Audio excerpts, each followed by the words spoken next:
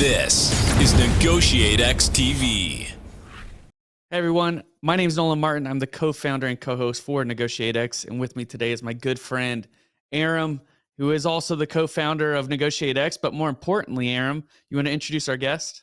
I will. Thanks, Nolan. Folks, today we're have the pleasure of being joined by Mala Subramaniam. And Mala spoke to one of my classes. We're just talking about this about a year and a half ago. Was a very dynamic and engaged speaker. My students really enjoyed speaking with Mala. So I thought, hey, maybe if she's available, we'll bring her on to the show. She's written a great book called Beyond Wins. How to Eastern mindset for success in daily business negotiations, and I'm excited to talk more about that book. Mala, let me just say a few words about you. Mala is a corporate speaker, executive coach, and cross-cultural trainer. She brings a combination of Eastern and Western philosophies to the topic of negotiations. She has her MBA from Rutgers and a master's degree in sociology. She's also a certified Achieve Global Leadership trainer. Mala spent over 20 years in influential marketing and strategy roles at global companies such as IBM, GE Healthcare, and Dun & Bradstreet. Since 2006, Mala has given talks and led webinars, on-site courses, and provided leadership coaching to a number of clients. Cognizant Technology Solutions and Meltwater are among her major clients. Her cross-cultural talks have also reached Lincoln Financial, The Hartford, Express Scripts, Comcast, Putnam Financial, NASDAQ, Williams-Sonoma, SCORE, USSD, and others. Many more across both the United States and India. So, Mala, with that, welcome to our podcast. Thank you so much, Aram. I need to get that description that you just gave. I can create a bio with that. You did a great job. Thanks, Mala. All right, well, Mala, let's start off. I'd love to hear about your journey. How did you become an expert in negotiation? How did you get started in this field? Aram, I had been doing negotiation without even realizing it for 20 years in my corporate job to get things done. And the realization came when I was laid off by IBM. I was sitting in the Westchester parking lot and I said, what just happened to me? You know, this is the biggest company, and I thought I would retire here gloriously. And I was laid off. And I looked back at my career, and it was a series of projects that I had done and projects that were accomplished well.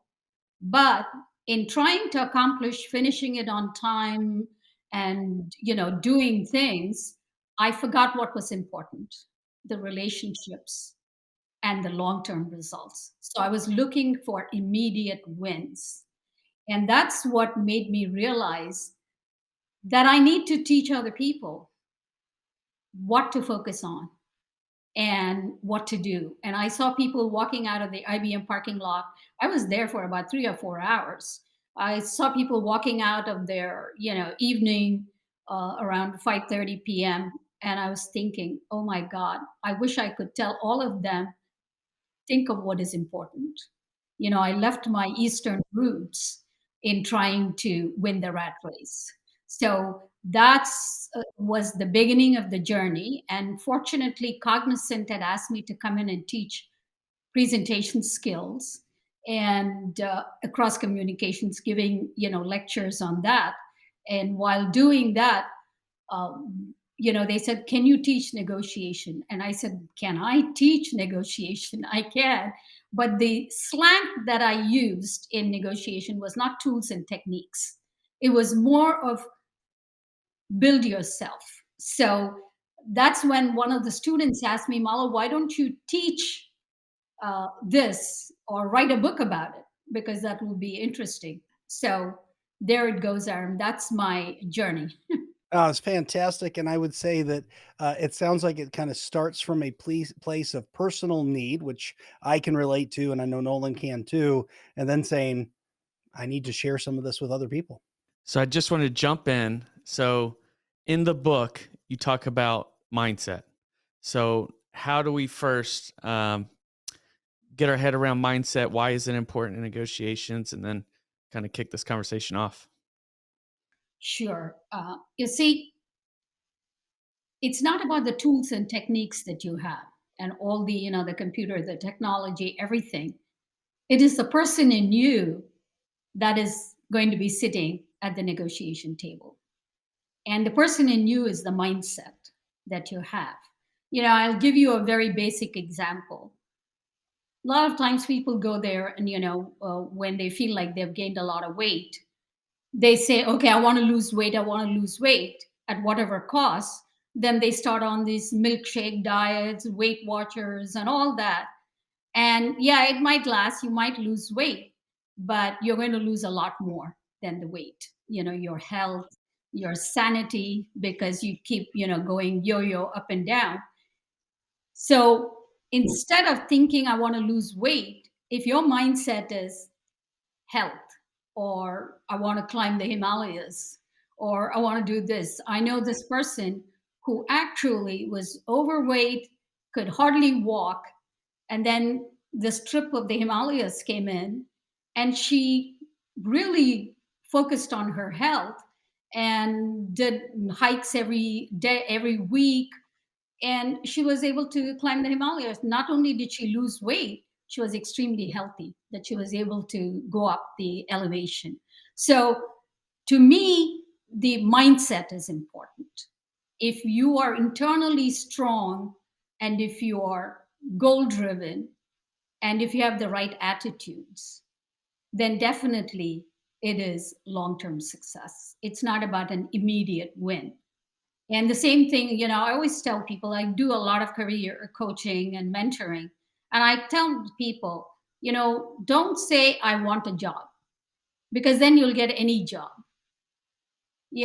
Think about, I want to be in a situation where I'm adding value. Then when you go in, you're going to present yourself as somebody who is accomplished, and how to match the requirements of the position and whether it is the right position. I remember, I was in that desperate situation. I had been laid off by Blue Cross and Blue Shield. And I said, oh God, I need to get a job.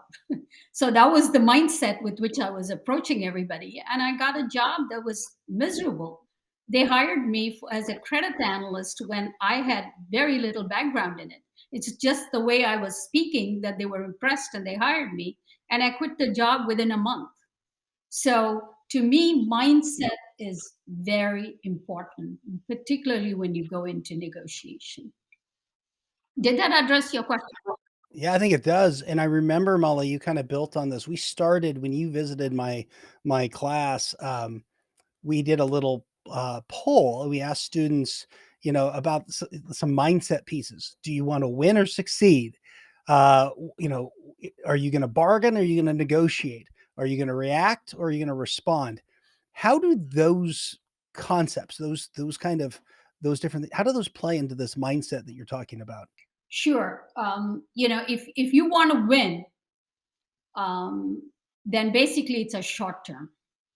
You're thinking of a beginning and an end. And winning is like, you go to a car dealer and you want to get the best price. And the car dealer wants to get the best deal out of you. So that's winning. It's a short term, there's no relationship, there's no long term thinking. Whereas success is a journey. And when you are in a company and you're working with people, it's not about winning. Because when you win, you're going to make the other person lose. And the more and more you're going to, have people lose, the greater the possibility that you're going to lose a lot more than, the project. So I think that is the winning. Success is long term. It's like if there is a beginning, but there's no end. You go into a job, you finish project after project after project, but success is built when you make sure that you have everybody involved in the project and everybody feels like they are part of the solution. And it's not like I'm doing it, so follow me. And here is a example of this person who was just constantly getting projects done, gaining all the visibility, and then at one point, the vendors, the colleagues refused to even attend her meetings because they were afraid she's going to rope them into something and they will not be able to either deliver or feel good about it. So her boss was, very encouraging because he said, "Oh, I'm getting all these projects and we're both gaining visibility. The division is gaining visibility." Then what happened was she had got a new boss. And when people refused to attend her meetings or the vendors refused to bid on the projects, then she went to the boss and she said, "Can you, she escalated. Can you help me get people to attend the meetings or things like that?" And he said, "Let's pause. You've lost a lot of vendor relationship. You've lost people in your team, and you've got people who are not collaborating with you. So, do you want to win or do you want to succeed?" So, winning is about you. Success is about everybody. So that to me is the biggest difference, and the same difference is between bargaining and negotiation. 90% of what happened in corporate America still happens is bargaining. There's no negotiation. This bargaining, it's like versus you. Wants, each person has wants and desires, and they're after that. And it's not solution driven. And it's not about long term getting everybody involved. And there's no leadership in that. Whereas success is, negotiation is about bringing everybody to the table and gaining consensus and trying to solve a problem. And so, and most of the times people sit at the negotiation or so-called negotiation table, they don't even know what the problem is and what the solution is. They don't even sit down to come to a consensus on what is the problem. It's like, for instance, I was doing a lot of, workshops with Cognizant, and they would always tell me, I was teaching negotiation. They would always tell me, "Oh, the clients are so demanding, so many priorities." And our option is to say, "No, we can't do it," or we'll take a stand. And that's when everybody's taking a stand. And then I said, "Did you ever think, why is the client asking for more projects? And why is it that they are demanding? Why are they changing priorities? Have you ever looked at what is the cause?" And that's when they paused. And I said, "If you sit down and figure out what is called, maybe it's because there's a change in management.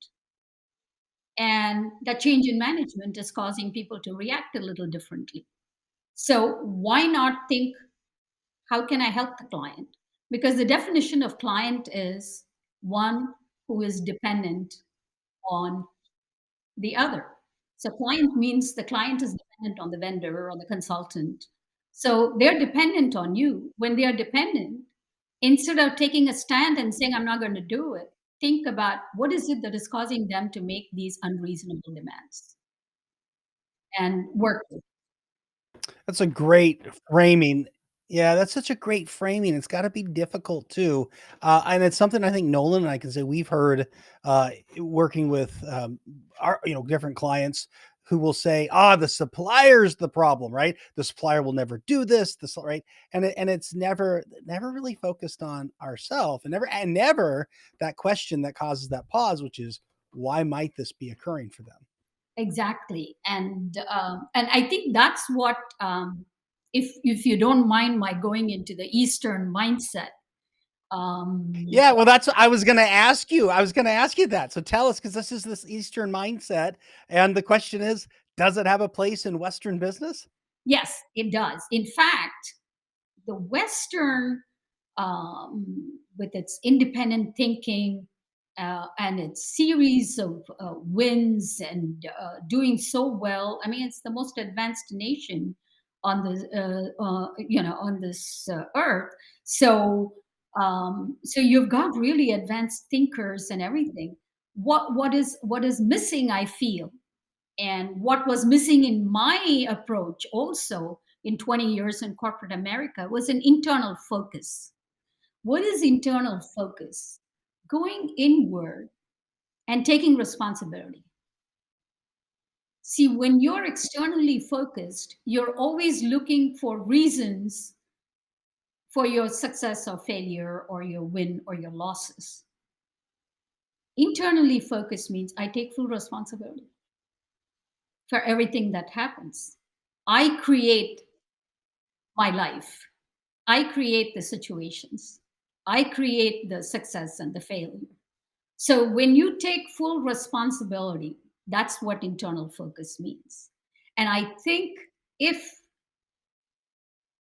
the Western approach can take that internal focus and gain that balance, it would be a lot better. I mean, I'm going to give you a basic example. If you go into yoga, they always tell you to close your eyes when you're doing your and not to open your eyes and to look at the other person to see, oh my God, that person is able to twist herself into whatever, and I can't even fold my legs. Then you're externally focused and not internally.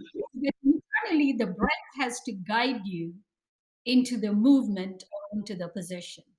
And if you're going to focus on the other person, and that's what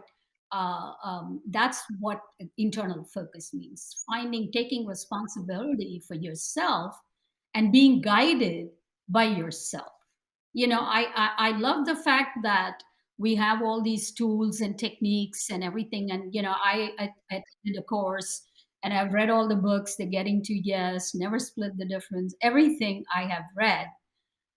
And I think that's great. I had one student who came to my class and basically said, I attended the Harvard program, I attended this program, that program, but still, I feel like, I'm not doing well when I go to, make a deal or cut a deal or negotiate.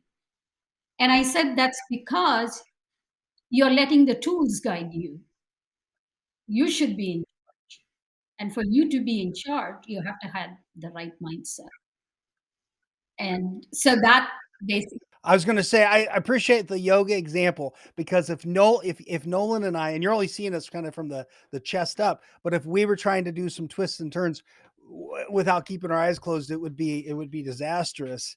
And I was also going to say, I'm sure I'll come back to this at the end. I love the leadership focus, Mala, of what you're sharing. That is success, right? Is when there's a leadership component to this. That I create, and there's the ownership and accountability piece. And I do think that ends up missing so often from work we see. thank you. Yes, I think that is the most important, the ownership. I am responsible. So when I go into any negotiation, I listen to soft music, I listen to some inspirational talks and everything, and I calm myself down and I realize I'm responsible for whatever happens at the table.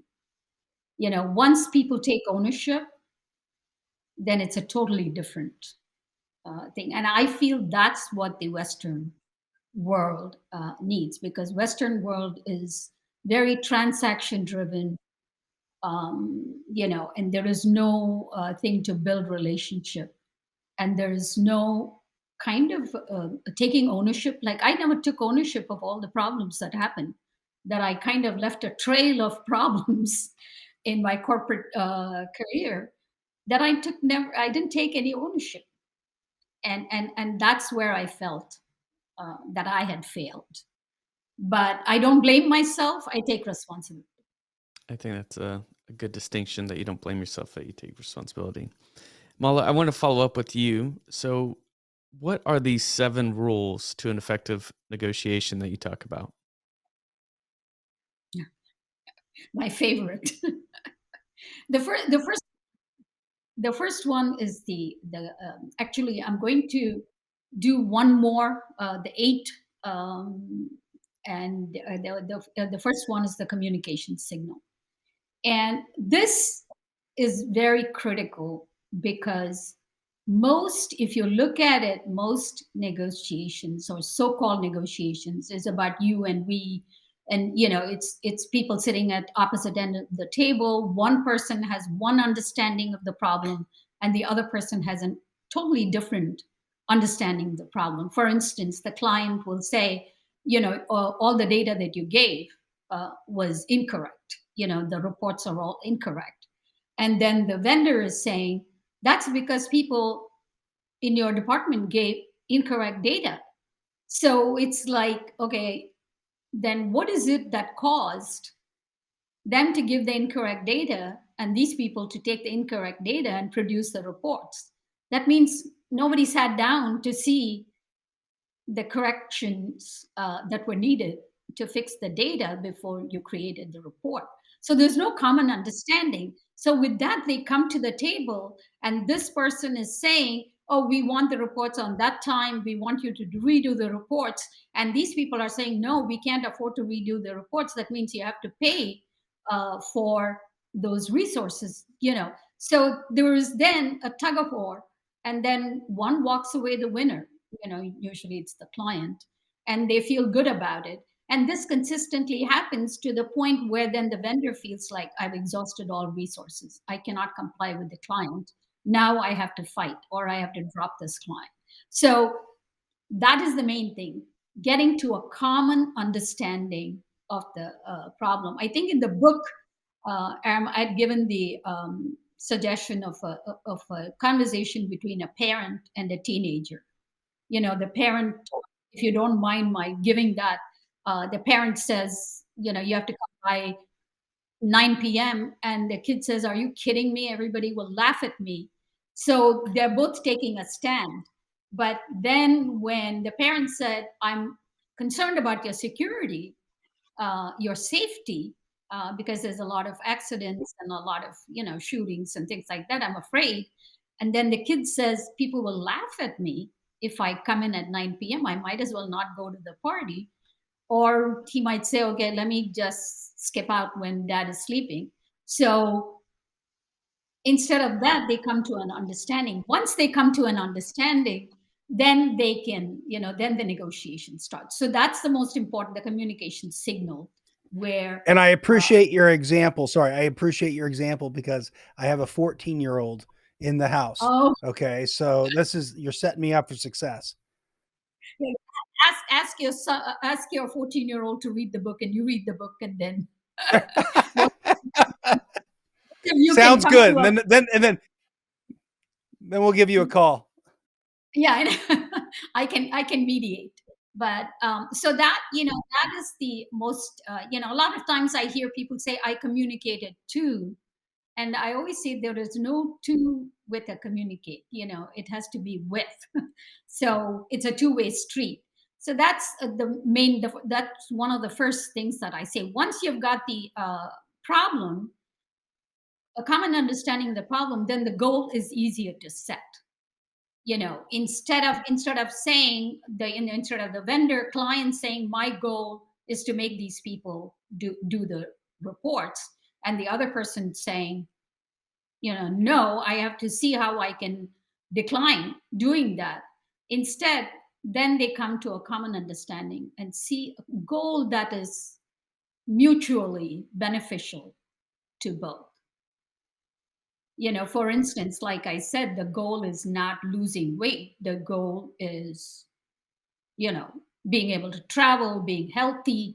So when the goal is broader and more strategic in thinking, then the solution is not too far off.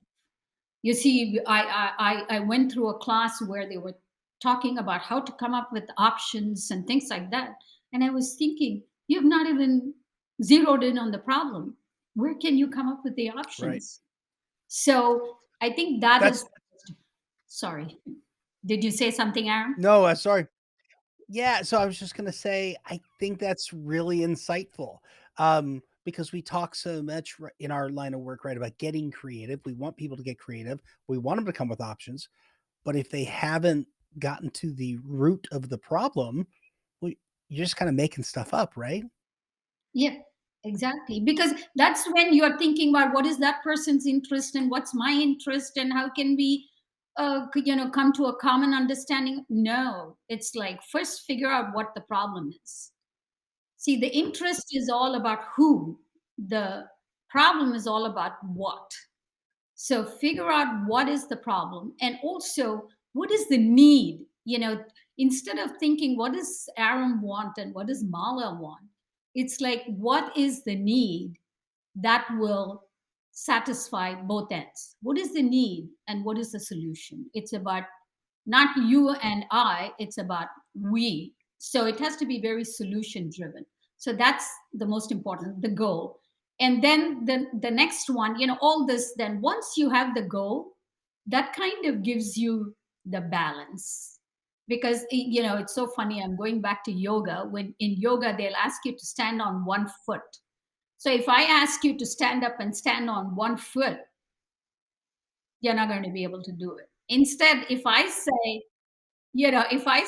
look at a picture or look at something on the wall and focus on the wall. And then when you're focusing on the wall, then I say, okay, now raise one foot. It's going to be totally different. You're going to be able to do it. It's amazing. Try it. Not today, but and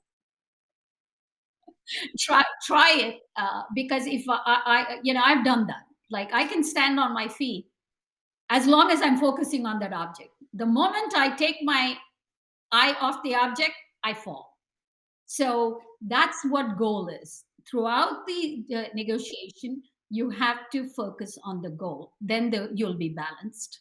Then it's an internally focused thing. And then the next one is, ask what, not who. Basically, when the problem happens, our natural tendency is to say, hey, who's at fault? And once you start blaming either yourself or somebody else, then you cannot solve the problem because the focus is on how do I get out of this situation rather than what needs to be done to get out of the situation.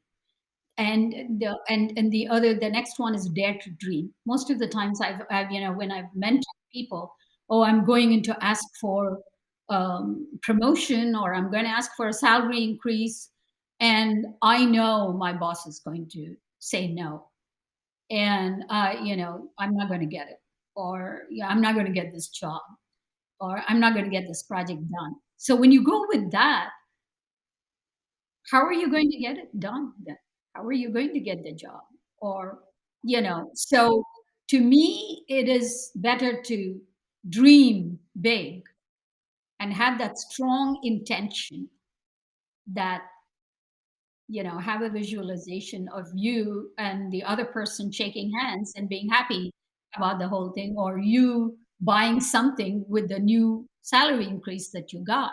So when you start dreaming, like for instance, I'm afraid of sitting in the middle in flights, and yeah, really, I guess a lot of people. So when I called, I had booked a flight in British Airways, and I called them, and I was like mad. I said, I paid for a business class. You're not giving me a seat.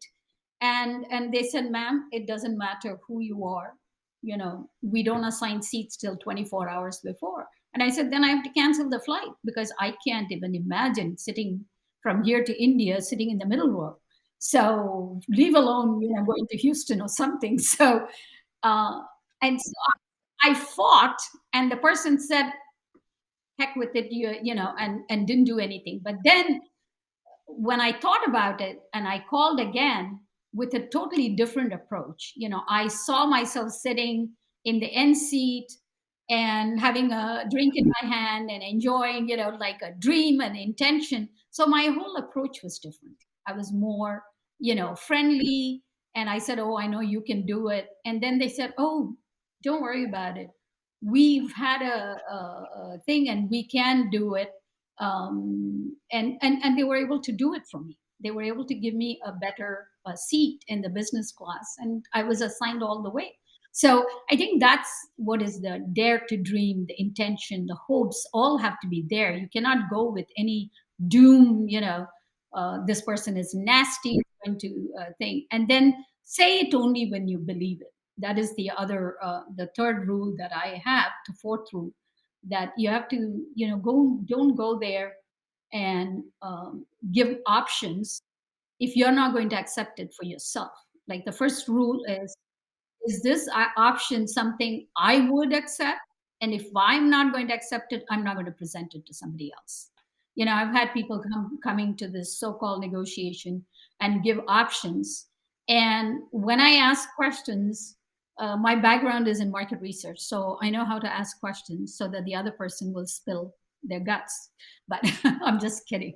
But anyway, when I ask, they would tell me, so if they're not going to accept it, then how would they expect? So the credibility is very important. And also, people get very, I used to give market research presentations, and the credibility was very important, because my background, statistics, all that is important. So when I go in there and present, I'm not going to present data, but I'm going to present insights, but I would have the backup. So if somebody asked me, I would be able to tell them why I'm saying that they need to do this, why I think that this market is not a good market, not to go into it. So the credibility is very important. And I think one of the things you were saying, respond versus react, that is very, very, it's very Eastern thought process. See, reaction is very emotional. It's on the surface. And reaction happens when you're angry, when you're not thinking clearly. Respond means addressing the question or the problem extremely responsible way. That's why it's called respond. It's a responsible way of addressing. So, for instance, I was doing a role play in a class, and one person said, the client was role playing, said, "Well, Mike, your competition is offering us a better deal. It's competition A, B, and C is offering this deal, and they can do the reports on time, and they're not even costing that much." Immediately, the reaction from the vendor group was, "Oh, we know that competition. They are, did you see the newspaper? They're going to be out of existence. What are you going to do then?" And I said, "No, that is reaction." And I said, "What is the goal there? The goal is not to prove that the other person is wrong or that the competition is. The goal is to have the other person rely on your credibility and accept you. So there is a better way of addressing it. Saying, "Okay, I understand that you have contacted the competition, and we're fine if you want to go with it. We have been with you for 10 years, and we're very appreciative. And once you sign on with the client, and if you need help, don't hesitate to call. We'll come in and help you." So, something like that, are more responsible, that you care about the client. You don't want the client to go with a competitor. Instead of saying it, say it indirectly, but be responsible in your answers. So that is the response. I mean, Let when me, I used to do. yeah, let me jump in. Sorry, hold your train of thought. I don't want to interrupt. I hate to interrupt your train of thought because it's great.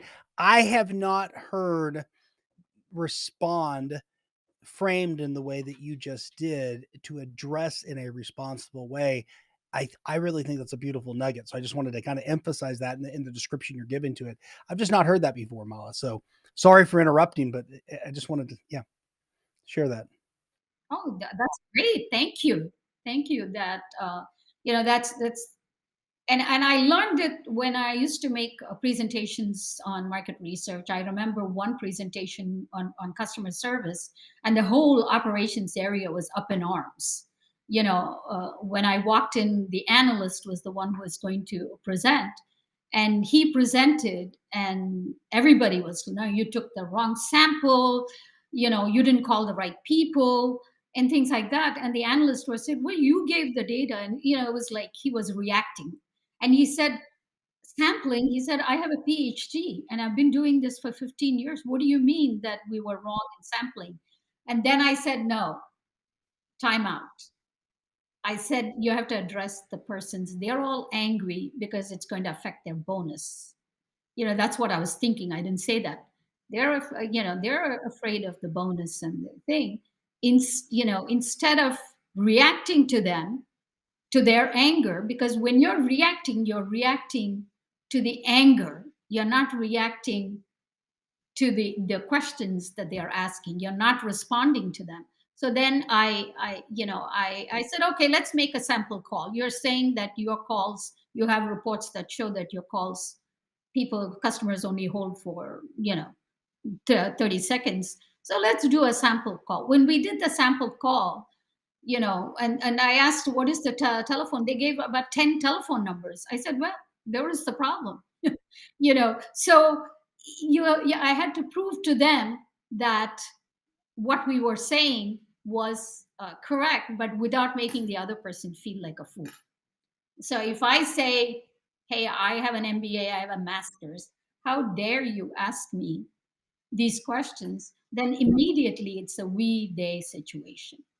So did you have any, I'm just going on, but if you have any questions or comments or anything, stop. I'm going to stop and let you think before I go to the other 3 rules. My favorite rule is silence. But before I get to that, if you have any questions. Well, Nolan and I can practice a little of that.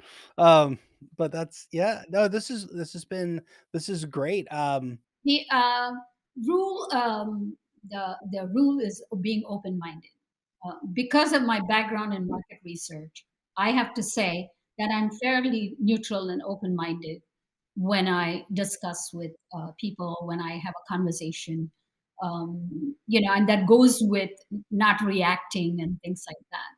So open-minded is, one of the important elements of this open-mindedness is to be cognizant of who you're talking to. You have to be open-minded enough to talk to them in their language. For instance, I had to give presentations to IT people, operations people, more sales and marketing, and senior level people. So when I go to senior level people, I go right to the what's in it for you. I don't go there, give them a whole bunch of data and everything, go right in. So when I talk to sales and marketing, I'm not going to give them a bunch of data because they are going to all of them fall asleep. So there I give them ideas. And when I present to IT people, it's all about, process, and the operations people on logistics. If I remember this director of communications who came in and did a fantastic presentation, and the operations people had a stony silence throughout. But in the end, when she came to the logistical, they all woke up and they were all interacting with her. So, and then she was saying, Mala, I think I should have first started with the logistics. Maybe they would have been awake for the rest of the. So that you have to, when you present options in negotiation, I always tell people, look at who you are presenting to. Don't just go in and give some ideas. Yeah, that's hard to do, right? Because a lot of times when I'm presenting, I am presenting what I would want to hear versus thinking where is their listening. Exactly. Exactly. And that I think is the critical. Like when I did market research, I would change gears based on who's in my audience. With operations people, I would not give a sales pitch because they would all say, oh, you're cutting into my bonus. You're creating all these things, that's going to cost, and management is going to cut my bonus. So I think it's very important to be very audience driven when you're presenting. And the best way to start is by asking a question. When you ask a few questions, then you'll know what type of audience you have. So then you present. So when I go into any kind of lecture or anything like that, I start with a question. Then I know who I'm talking to, what is their mindset. See, it's the mindset here that is very critical. And the same thing with there's another category, and it's in the book. It's about the talkers, the planners, the movers, and the shakers. These are different people, and the doers. So these are four types of people in companies that I've seen. So when I remember one of the negotiation classes said you have to talk to a decision maker. So how do you know they're a decision maker? Sometimes doers come in and say, okay, we'll go back and we'll get back to you. Then that's the worst. That's not negotiation then. You're just basically, laid out all your cards on the table, and then you're going to have a decision maker come in. So it's very important to know who you're dealing with. Is the doer or the planner, the talker, the mover shaker. So you need, in the mover shaker, you need the talker so that they'll bring the balance in the negotiation table. So that is, and then my final is don't mess with silence. I remember I remember going to classes where they said, well, when the other person has presented something and they are stubborn and they're taking a stand, then be silent. And when you're silent, the other person is going to get nervous and they're going to kind of like give in. And silence is very powerful. So you don't want to use it that way if you want to maintain a long-term relationship. If you want to win, yes, go to buy a car and the guy is talking left to right. Yeah, if you're just silent the whole time. I tried this recently when I bought my my Toyota. I was so silent, and that person just gave in, you know. And I said, okay, it's okay. For a car, it doesn't matter. I walk out, and it's not like I need to have a continued, uh, long term friendship or anything. But you don't do that when you are in a client vendor relationship or within the company when you're trying to every day, you're daily in corporate America, you're negotiating. So you don't want to do that to um, to your colleagues, your teammates, your people who are, reporting to you. Then, if a person comes in and says, Mala, I want a salary increase, and you're just quiet and looking at them, that's going to make them nervous and they'll walk out. So I think silence is very powerful. Silence is to give the other person a chance to think, because most of the time the conflict is within yourself. The conflict is within yourself, and that gets expressed when you go to negotiation. And this is what I coach when I talk to people. So that person is this way, and this, we're always fighting with each other. And, he is mean and he doesn't respect women. This happened, one woman was telling me. I said, the conflict is in your mind. You've got this big imagination that is built. You've built really a nightmare in your mind that is constantly chattering. So when you face the other person, the first thing that comes out is something unpleasant. So it is very important to silence your mind. The best way to silence, of course, is meditation. A lot of people cannot.